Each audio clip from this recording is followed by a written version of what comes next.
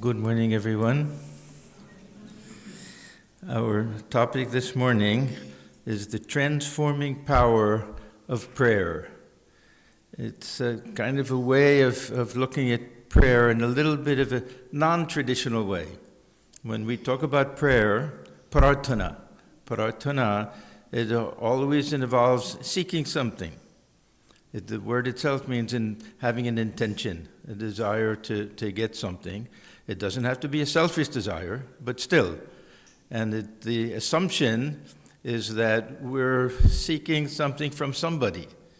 So some dualistic idea is generally there, that we're individuals, that God can hear our prayer, God can answer our prayer. We have all different ways of explaining these things. We sometimes will say that our prayers are heard but not answered, that there are reasons for it, all different ways of understanding it. This other way of looking at prayer is that prayer itself has a certain power behind it. And this is something that either transcends this idea of a prayer being answered from above or explains it. So different ways of looking at it, but the emphasis will be a little bit different. So we can utilize prayer, understand the value of prayer, the beauty of prayer, even if we don't have great faith in a dualistic relationship, that we don't have to feel that God is separate from us, hearing our prayers and answering our prayers. Other ways of trying to understand this, because when we look at the teaching of Sri Ramakrishna, he places great emphasis on prayer. We know his list. Usually it's first holy company, and then very often second will be solitude, and then very often third will be prayer. So he places great emphasis on it. If we go through the Gospel of Sri Ramakrishna, we see that he's constantly praying to the Divine Mother out loud so that the devotees can hear it, can learn from it. Of course, it's a prayer, very pure type of prayer for pure love and devotion and not to be deluded by their world bewitching Maya. It's a very nice prayer and everything, but there has to be something behind this idea of prayer. Every religious tradition has it, and even we'll see Buddhist tradition, many of the Buddhist traditions that don't have any concept of a personal God or God at all, or even an individual self, that'll be a type of Buddhist prayer. And all of this will go back a little bit to the tremendous power that prayer itself has to change things. It usually means to change us. So this will be a little bit of the emphasis that we have.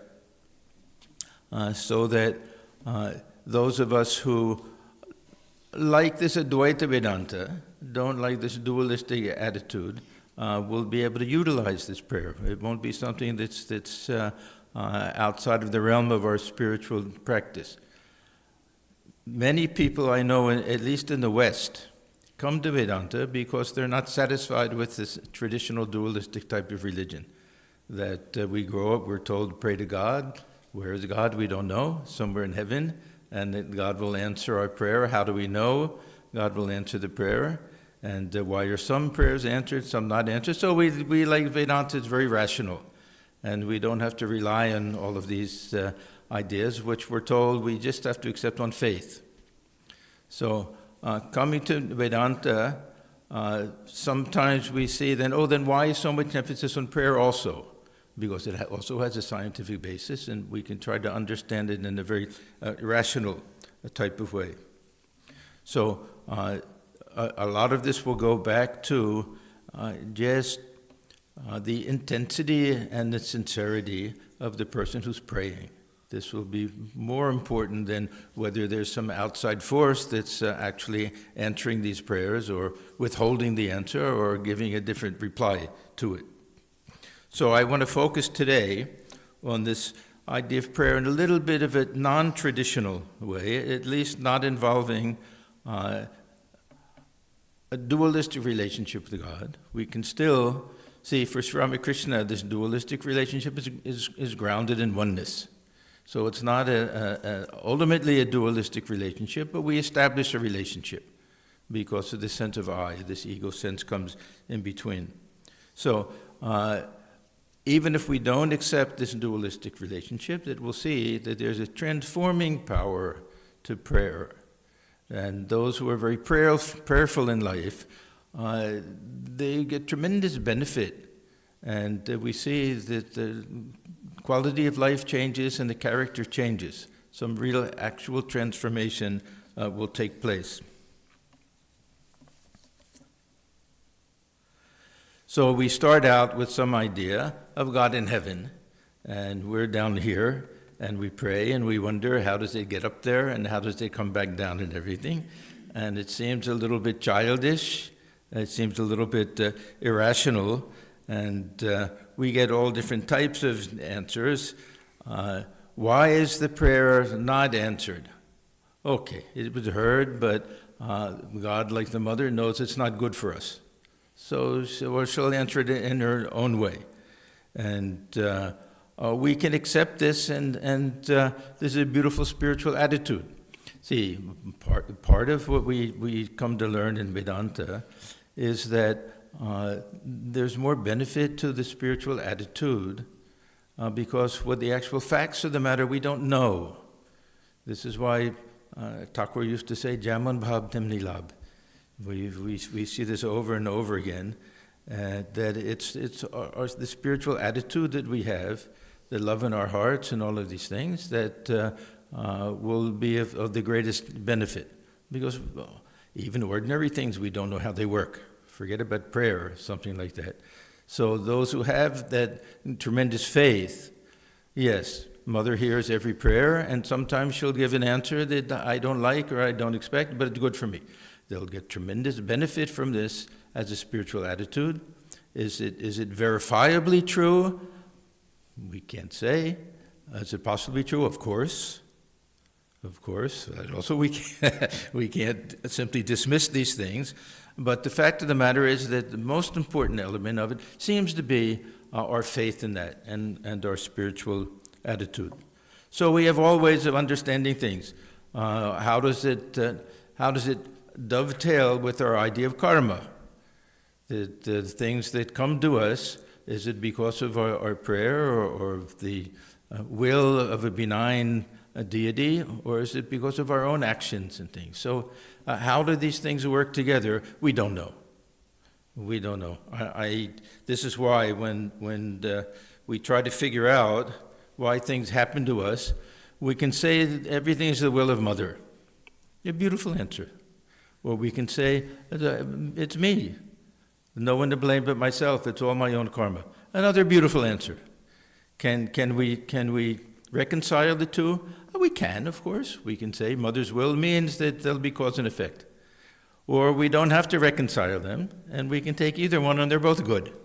So this is the value of understanding that when there's no verifiable answer to these things, that the sincerity and the spiritual attitude we have are the most important things, as long as they're not completely irrational.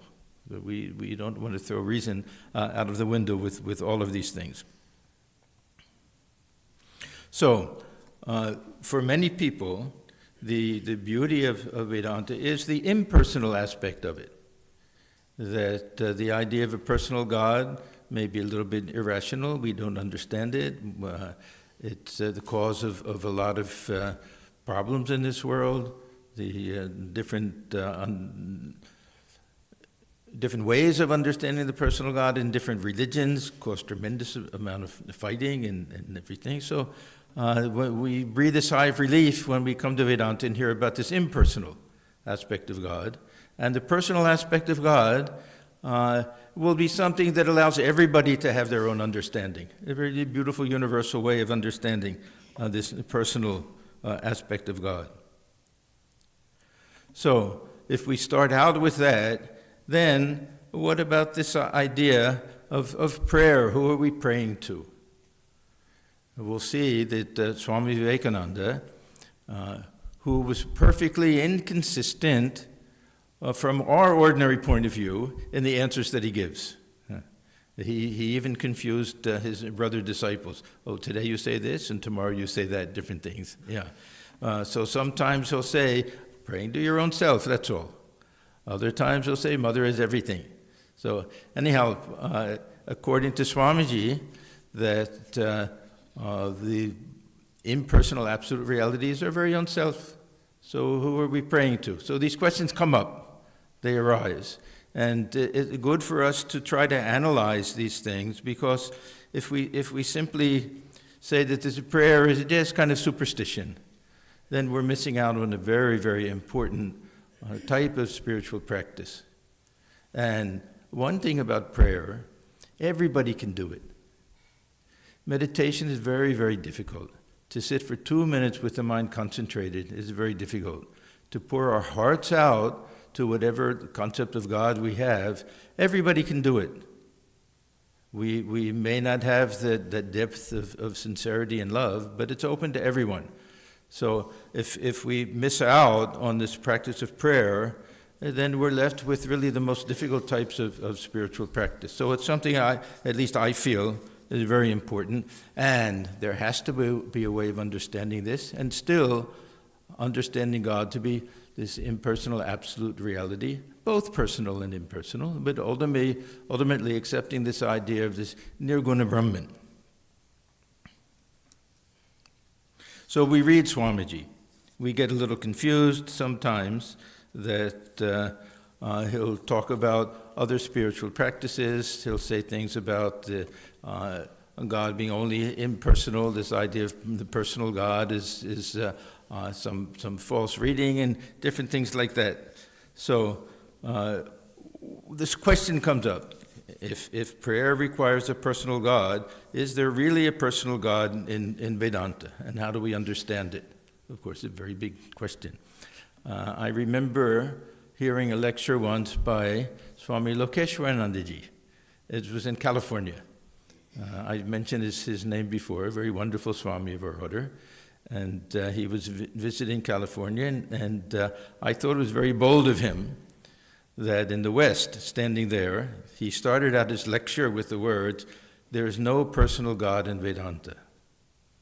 It's kind of shocking, this idea when we hear it. But he meant this Upanishad Vedanta. He really meant that in the Upanishad, if of course Vedanta includes the Gita, there's a very well-developed idea of the personal God there. But he was saying that if we go back to the ultimate source of Vedanta, and we understand Vedanta to be a Dvaita Vedanta, which many people do, or at least the Upanishads, there's really no well-developed idea of a personal God. Swamiji always says we can find the root of these things. If we go back to the Upanishads, see how these ideas developed, even the avatar and everything, but there's no avatar. There's not much bhakti even in the Upanishads. So, what do we do with this now? If this is what attracts us to Vedanta, if we're just devotees, this talk is really not for the devotee. Devotee who just accepts these things and understands the nature of prayer. This is for the people who think too much, like me. Yeah, for those who are a little bit overly rational and don't want to do things that don't make sense. Yeah. So we read Swamiji, and some of the things will give us pause. First of all, he says, "What is the God of Vedanta? He is principle, not person.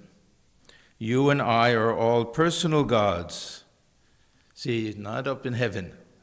You and I are all... See, Ramana Maharshi, he made a tremendous statement once. Somebody asked him, "Do you believe in the personal God? What is this personal God?"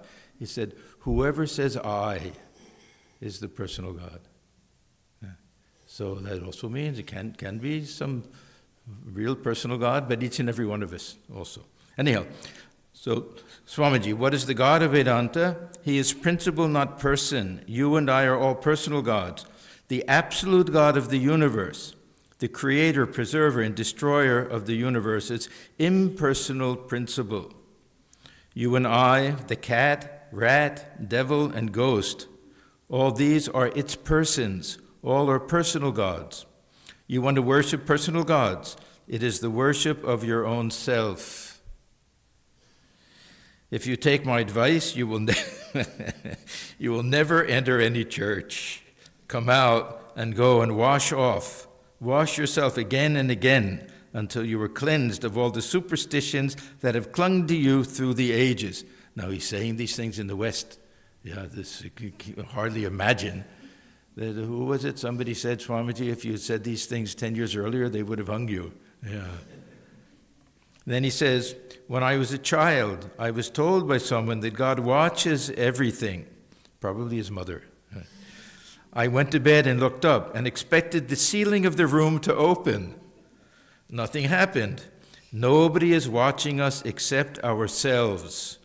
No Lord except our own self. And then he goes on, your own will is all that answers prayer. Only it appears under the guise of different religious conceptions to each mind. We may call Buddha, Jesus, Krishna, Jehovah, Allah, Agni, but it is only the self, the I. And there are many, many other examples we can give of statements that Swamiji made, mostly in the West. And we understand he was trying to break down, I don't want to go so far as to say superstitious beliefs, but unquestioned beliefs, because many of them were the source of antagonism towards other religions. Yeah, he wanted people in the West to be a little open in their thinking. And then Swamiji's great definition of the personal God, which I think is a little bit more helpful here. The highest reading of the absolute by the human intellect. So this means that it's not false, but it's not absolutely true. And just like the water that forms different shapes of ice. Now the shape is not absolute true, it'll be a different one for each person, but the reality of it is real. And then he says, the personal God is just as real as you and I. Neither more nor less. Now, think about what that means. And this is what Thakur used to say, as long as you think of yourself as real, you have to think of God as real. But am I real? Are you real? If we're all nothing but the one with that self, we say the same thing about this personal God. All one and the same ultimate reality. If I accept myself as real and separate, then I accept God as real and separate and personal. I'm personal, God is personal.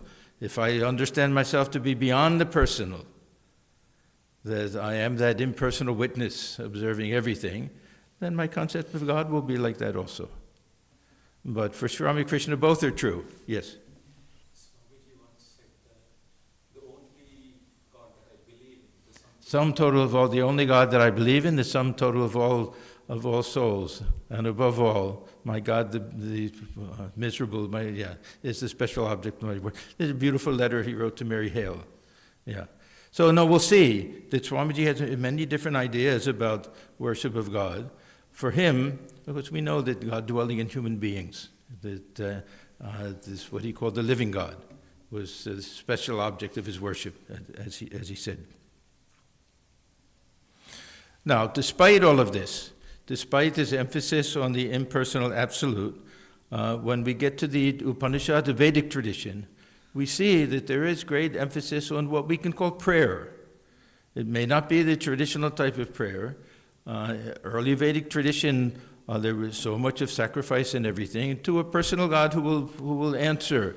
The prayer will be usually sakama. It'll usually be in the Vedic tradition that we want to get a good crop, we want to get good rainfall, that we want to be prosperous, offspring, all sorts of different types of things.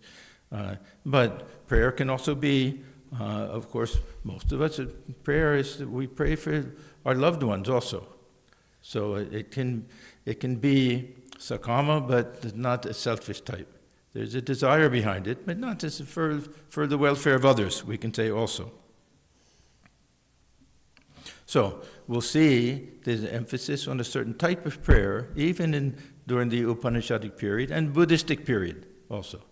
There's a very nice, we'll get this very nice definition of Buddhist prayer. So how do we look upon the meaning of prayer outside of this dualistic model, where we have the devotee on one side and God on the other side, some separation, some communication, some direct action taking place in response to the prayer? This will be the traditional way of looking at it. And is it simply that prayer has the power to transform us, that there's no other communication, it's all internal? I think that's also a little too one-sided, but at least that part we can understand. That's the part that I think we all realize, that if we do the type of prayer that Sri Ramakrishna recommends, we pray, may I have pure love for God, may I not care for things of the world, may I have a loving heart, may I serve all people. The heart will grow, there's no question about it. This is that power of prayer to change us. So this becomes the question: are we changing the mind of God, or are we changing our own minds and our own hearts? And it's not so black and white. There are ways of understanding it from both sides.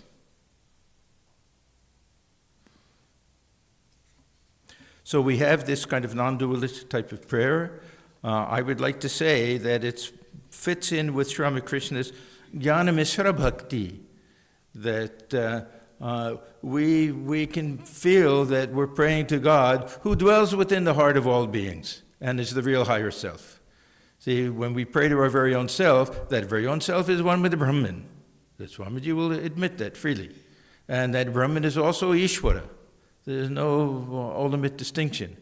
So we can have our cake and eat it too. If we like these Vedantic ideas about oneness in God being both personal and impersonal, then we can easily engage in this practice of prayer. So we get to this idea of God as impersonal or personal. In the Vedantic tradition, we have so many different terms that we use for what's generally called God in the West. So we have Brahman, with emphasis on the impersonal absolute reality. Ishvara, emphasis on the creative power. Bhagavan, emphasis on God as loving and having a relationship with us. But they all refer to one and the same reality. The different names sometimes confuse us. Are we talking about, is there a Brahman here, and Nirguna Brahman here, Saguna Brahman there, Ishvara here, there's a Bhagavan there, it's all one and the same. This is the one positive element to just having one word, God, because it covers everything.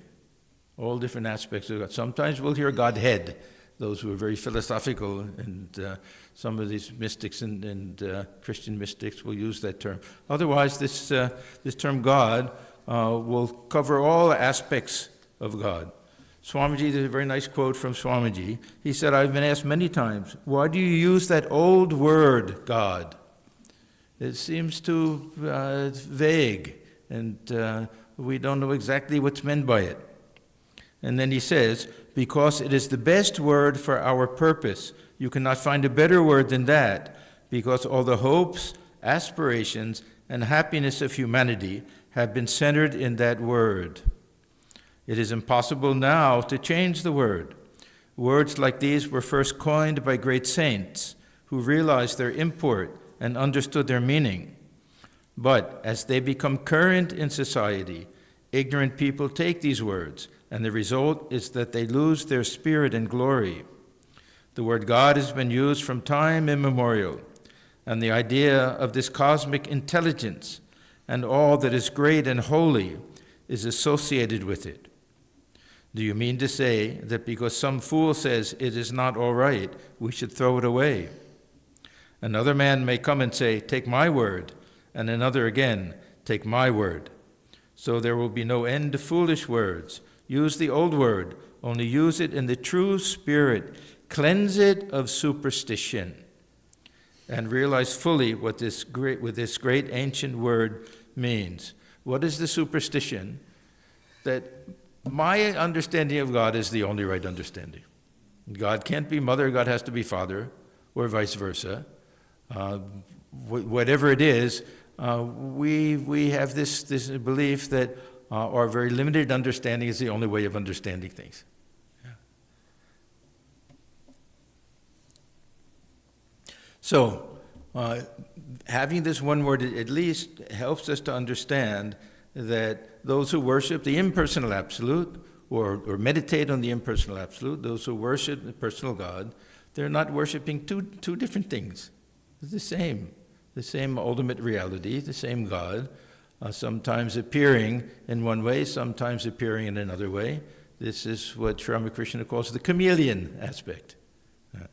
That sometimes red, sometimes yellow, sometimes blue, but one and the same ultimate reality. So, this we can easily understand that even people, they show up with a different set of clothes each day, the same person. We have a woman who's the mother to somebody and a daughter to somebody and teacher to somebody, lawyer for somebody, but it's the same woman. These other things don't matter. Well, sleeping, awake, doesn't matter. It's one and the same reality. So this is that understanding that Sri Ramakrishna had. So he used to get annoyed. Everyone fighting, is God personal or impersonal? Why not both? Is God with form, without form? Why not both? It sounds contradictory, but we know that we have certain types of things. The example we usually give is water, that it'll take any form that you put it in, but essentially it's formless itself. If it had its own form, it could never take the shape of a container. Only because it has no form of its own can it take the shape of the container. So this infinite absolute reality will take the shape of whatever concept. This container is the mind. However we understand it, whatever words we use to explain it or describe it, but the substance is one and the same ultimate reality. Now, Vedanta goes even further and will say that ultimate reality that you're calling personal or impersonal is your very own self. And this we'll see, this is the real connection with prayer. The real connection with prayer. We don't have to try to imagine a God someplace far off, sitting on top of a cloud, hearing our prayers, that God dwelling within the heart as our very own higher self, or as the indwelling presence of the Lord, depending if we take a devotional attitude or more of a jnani type of attitude. So this will turn out to be very key in our understanding of how prayer works. When we say God hears every prayer, God hears every thought, if we understand God to be the sakshan, to be the witness dwelling within the heart, that there's not a single thing that goes through our mind that is not heard by that indwelling divine presence. And is there any back and forth? Yeah, we feel that inspiration, we feel guidance. This is why we have that idea of antaryamin. So even within this little space of the heart, we can understand we're not transcending this gap between heaven and earth. That everything goes back to this idea of God dwelling within. So this is key to this Vedantic idea of God, that the transcendent aspect of God is the impersonal absolute.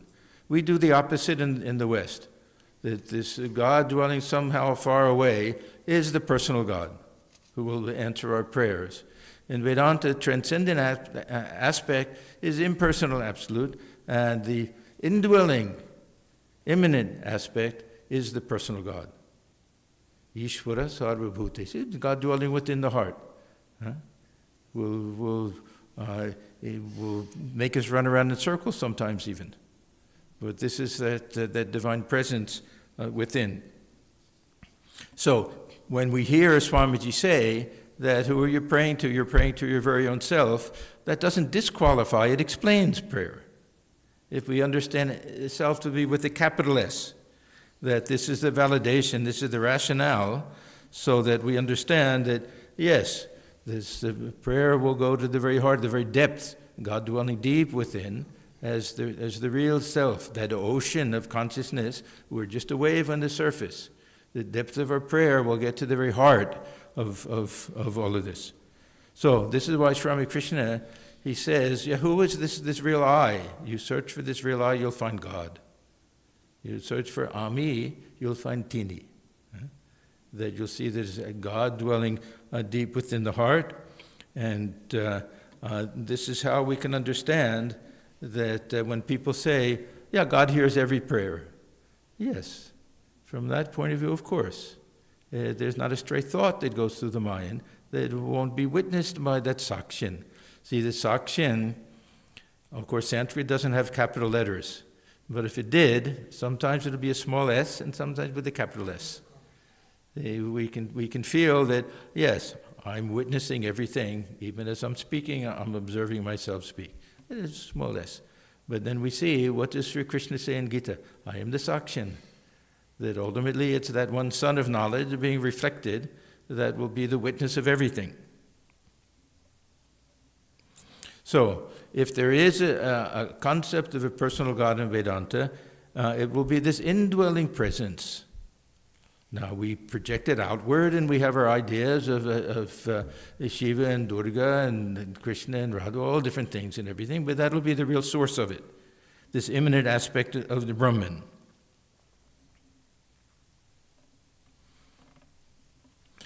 So, with this as kind of a background, I want to look at some different types of prayer that we find that almost will look like a prayer to that infinite absolute reality, not addressed to a personal God at all, and some type of prayer that will seem to be just more of an affirmation.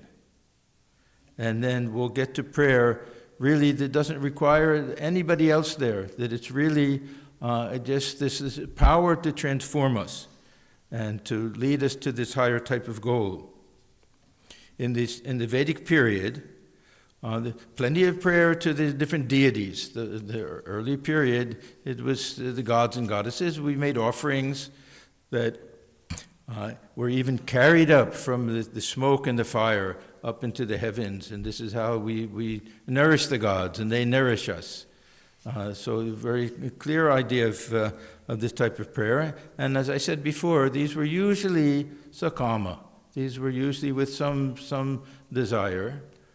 It didn't have to be a desire for anything bad, that let me kill my enemies. I mean, it can be just let me lead a good, prosperous life and everything.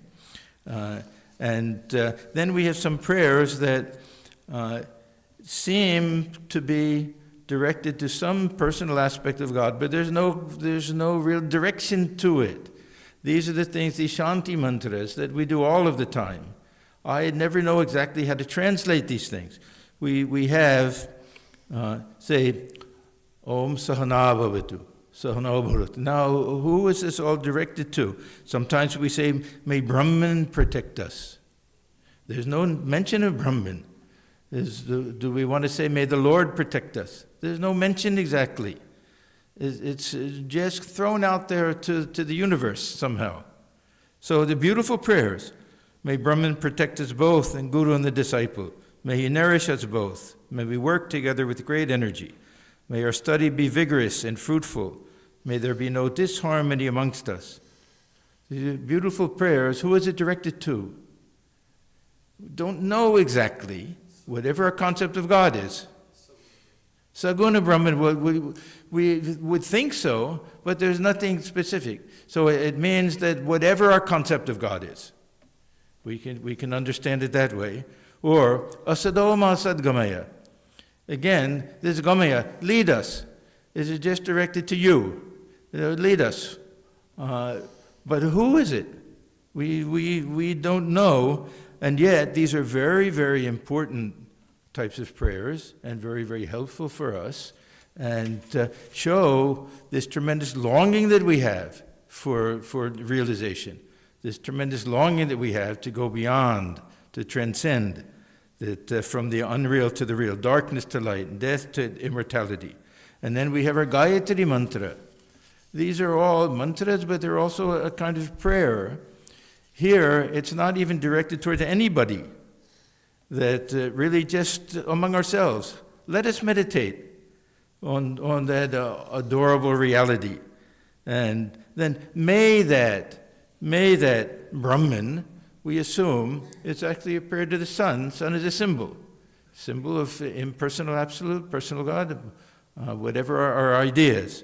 May that Brahman inspire us, lead us to some higher type of realization. So it's not the type of prayer, certainly there's no name or form to the concept of God. It's not like somebody praying to Krishna or Rama or anything like that.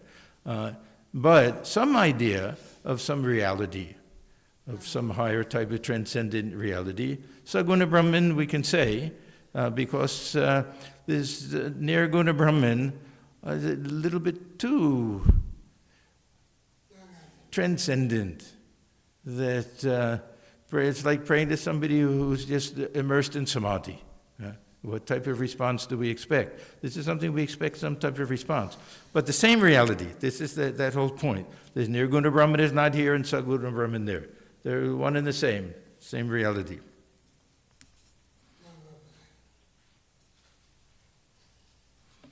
So this Gayatri mantra that gets a little bit to the heart of this idea of the kind of prayer we find in the Upanishads or the Vedic period, an expression of the yearning of our heart. We're really saying, yes, I'm longing to feel that inspiration, which will allow me to have some higher understanding and realization. It's giving word, giving manifestation to this longing of the heart. And this is the essential aspect of prayer for me.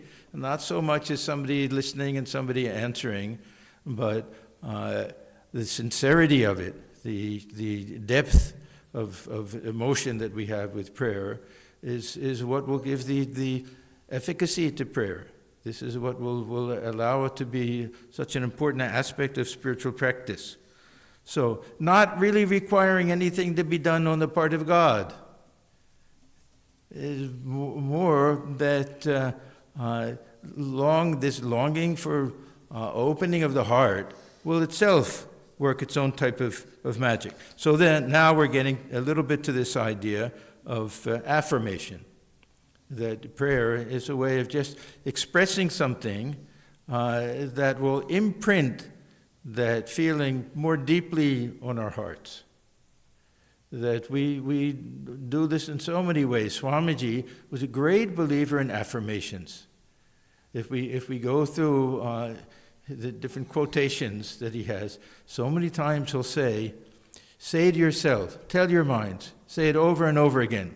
Tell yourself that you're perfect, you're pure, feel that infinite power within. Tell yourselves over and over and over again. Till it courses through your veins. These are beautiful quotations from Swamiji. These are also types of prayers, but really affirmations. And we'll find that sometimes these prayers will express the desire of our heart when we know that they're impossible to be answered. Now, I'll give the example. We're always saying, Sarve Bhavantu Sukhina. Now, does anybody here believe that it's possible for all beings to be happy? Is it possible for all beings to be free from disease? We'll get rid of disease completely. That we only see good things. Bandharani Pashantu, we only see auspicious things. That we'll never have a bad experience in life. That we'll never suffer from misery. No. It's a prayer that can't possibly be fully answered, and yet it's such an important prayer, and it's so helpful and beneficial. Will it help other people? Maybe. We absolutely cannot rule that out. When we pray for the welfare of other people, then of course it may. But the point is that it'll make us loving, caring, compassionate people. This is why Swamiji says, before sitting for meditation, have a prayer like that. Pray for the welfare of others. Don't let it be a selfish type of spiritual practice. So these are things that depend more on how sincere we are than on whether these things can be answered or cannot be answered. And again, it's a prayer to nobody in particular. Sarve bhavantu, so may it just expressing our desire. May it be that may all beings be happy. And not saying, please make everybody happy. It's not much different, of course. It's not much different, but just the language of it shows that prayer doesn't have to be directed to a personal God with the expectation that that prayer will be answered for it to be beneficial for us. This is the only point that I'm making. That we can be a little bit irrational. That we can pray without really knowing if the prayer will be answered or not, and understand the value of prayer. And look, there's every chance that this prayer can be answered. We don't know anything about the way this world works, really, if we think about it. So, do we not pray for loved ones? Someone is ill, and someone will say, "Oh, please pray. Pray for my father, my mother, husband, whatever it is." Of course, I will not hesitate to pray for someone, whether known to me or unknown to me, in the hopes that it'll be of some value, because we don't know. And I'm not doing it because, I want to open up my heart and make myself more compassionate. That'll also be a little bit selfish. Doing it with real sincerity that, this universe is mysterious. We don't know. There are many people who have so much faith in this. There are many church groups that do this group prayer. And they I don't know how scientific it is, but they seem to show some evidence that a whole group of people praying for somebody sick in the hospital, that their recovery will be unusually good. Now, how does this work? Is it a thought process? We don't know. But anyhow, it's helpful to do these things. I mean, not that everybody has to do it, but at least for me personally, I like this type of feeling that, yes, that this may be possible, and I'm perfectly happy to do it, to pray for the welfare of others. Now, the one problem is that when we take these things very, very literally, and when we assume that anything happens, that a miraculous type of recovery comes, and we say that, yes, my prayer was answered, and then we say, Thakur answered my prayer. My great fear is what happens when the prayer is not answered. This is my fear when people say that to me. Yeah, I was about to have an accident. There was no way it could have been prevented, but some miraculously Thakur saved me. Then what happens when that person has an accident? They're not going to. Nobody's free from these things. Sometimes people lose faith completely. Yeah, this is the only thing that we have to be a little bit careful about. So there's a little difference between this type of prayer that requires an outside answer and this type of prayer which transforms us. This quote from Swamiji in Raja Yoga. The man who thinks that he is receiving a response to his prayers does not know that the fulfillment comes from his own nature, that he has succeeded by the mental attitude of prayer in waking up a bit of this infinite power that is coiled up within him. So, all staying within by that infinite power is that divine power within, somehow. So, this very sharp distinction between dualistic attitude and non-dualistic attitude, it's not so clear-cut if we understand that personal God being one with the self within. I mentioned this Buddhist prayer before. It's a very good example because most of the traditions, especially Southern traditions, there's no concept even of the individual self and no concept of the personal God. But they have a definition that's very nice. Buddhist prayer is a practice to awaken our inherent inner capacities of strength, compassion, and wisdom, rather than to petition external forces based on fear, idolizing, and worldly and or heavenly gain. Buddhist prayer is a form of meditation. It is a practice of inner reconditioning. Buddhist prayer replaces the negative with the virtuous and points us to the blessings of life. So this type of prayer clearly is meant to transform us, to purify us, to get rid of selfishness. And these things work. There's no question about that. There's no question about that. That's why when Thakur, he's asked so many times, are our prayers answered? And he'll say, yes, there's absolutely no question about it. We have to remember what type of prayer he's talking about. If we really pray, may I have pure devotion, may I have pure love, may I be free from the delusion of Maya, may the heart open, may I be compassionate. Of course, whether we say it's answered or whether they say it works, it doesn't matter. But definitely it works. There's no question about that. Now, one other issue is there that I think for many of us is a very important issue, and that is prayer to an avatar. Because many of us, we know, when in our prayer, in our hearts, in our minds, we'll be praying to Sri Ramakrishna or Holy Mother. Is there any difference for us to pray to Sri Ramakrishna or Holy Mother? Is it any different from somebody praying to Shiva and Parvati or Narayana? Is there any difference whatsoever? No. Maybe. There may be. This is another type of thing, because we have an understanding that this avatar or great souls or even saints, we have this idea in the Catholic Church, a very strong idea in the Catholic Church, that they have the power to remain available to us somehow. This Swami Swahananda in his introduction to the Leela Prasanga, the great master, he says that after giving up the body, they don't become Brahmalina, merged in Brahman, disappear altogether. They be Prakriti Lina, that they remain in some state where they can manifest again. If we think of Thakur's vision of Swamiji as one of the seven sages, he wasn't merged in Brahman in the sense that he's gone, that the river went into the ocean, there's no way to get it back again. He's in a state where he can be reawakened. And Swamiji himself said that maybe that it'll be good to get rid of this body, to cast it off like a worn-out garment, but I won't stop working until everyone realizes their oneness with Brahman. So can we have this feeling that the avatar, Sri Ramakrishna, Holy Mother, even all the direct disciples, that they can hear our prayers and that they can answer them perhaps?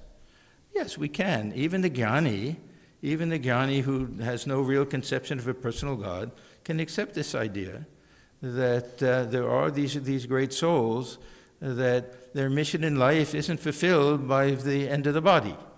And there'll be many people who have that great faith that the prayers can be answered this way. Now, what kind of prayer?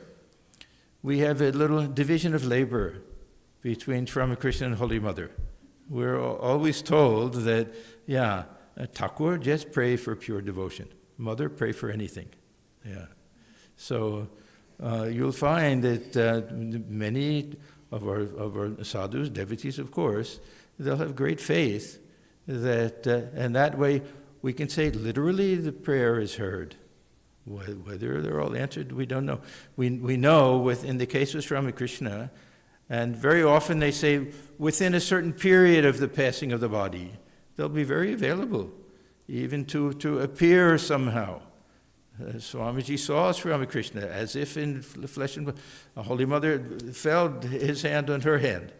So we can't dismiss this idea, at least, that prayer to the avatar, there's something we can almost say literally true about this. Again, these are all questions of faith. That nobody can really prove these things very much. But even if we think of Sri Ramakrishna as Shiva Shakti, Thakur and Holy Mother, and just putting a face on that infinite absolute, and pray to them that way, or that Thakur and Ma, that they dwell within the heart as the higher self, the Antaryamin, however we understand it, that prayer to the God in the form of the Ishta Devata, makes it more personal and more helpful. And we can have a greater faith that this type of prayer can possibly be answered in some very literal type of way.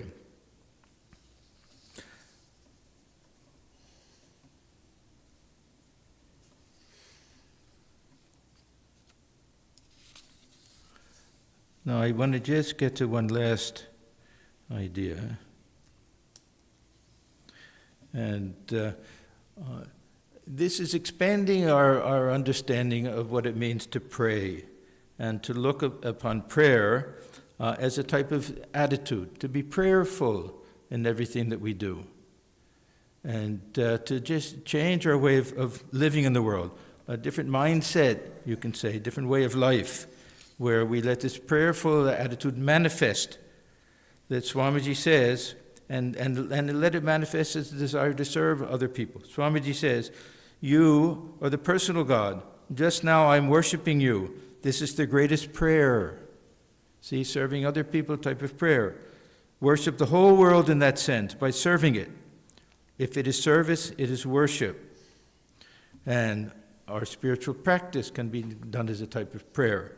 Swamiji, he says, meditation is a sort of prayer, and prayer is meditation. What do we do when we meditate? We picture our Ishta Devata, our chosen deity, dwelling within the heart, in a very prayerful attitude. Please awaken something within.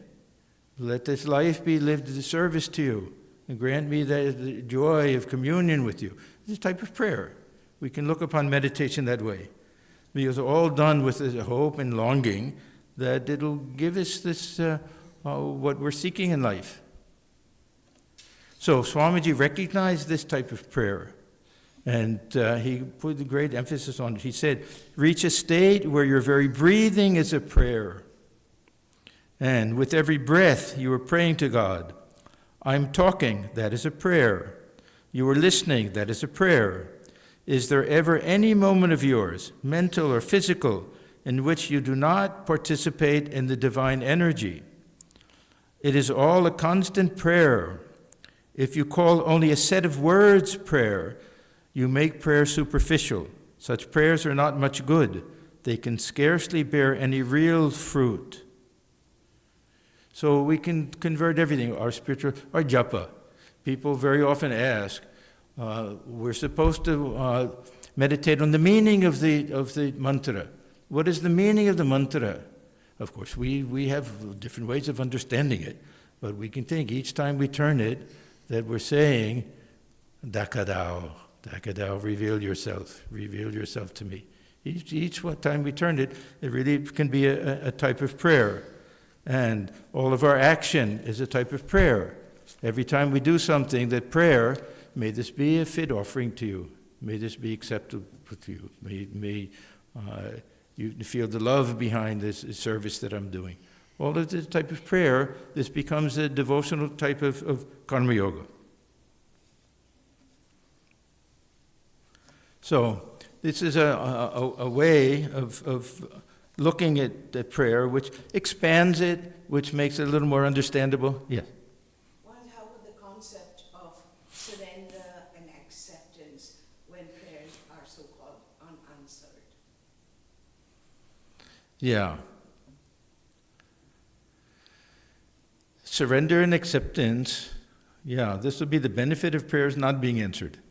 We can almost say that at some point we find the real answer is surrender, that the real answer is acceptance, that we come to realize that this life will have ups and downs, there'll be difficulties and everything, that if we have this prayerful attitude towards things, and if our prayer really, what is our prayer? Give me the strength to be able to accept whatever comes. Then this will be the fruits of that type of prayer, that it will lead to this type of acceptance.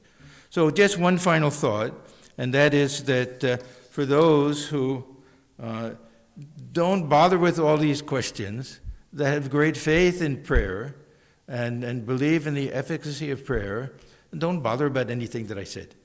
Yeah. They're the blessed ones, the ones that have that simple faith of a child. This is the most important thing. But for others who want to have a little bit of conviction about things based on some type of higher understanding, I think these things can be helpful. Anyhow, I hope that they're a little bit helpful. Okay, so we'll stop here, and we can just sit for a few minutes.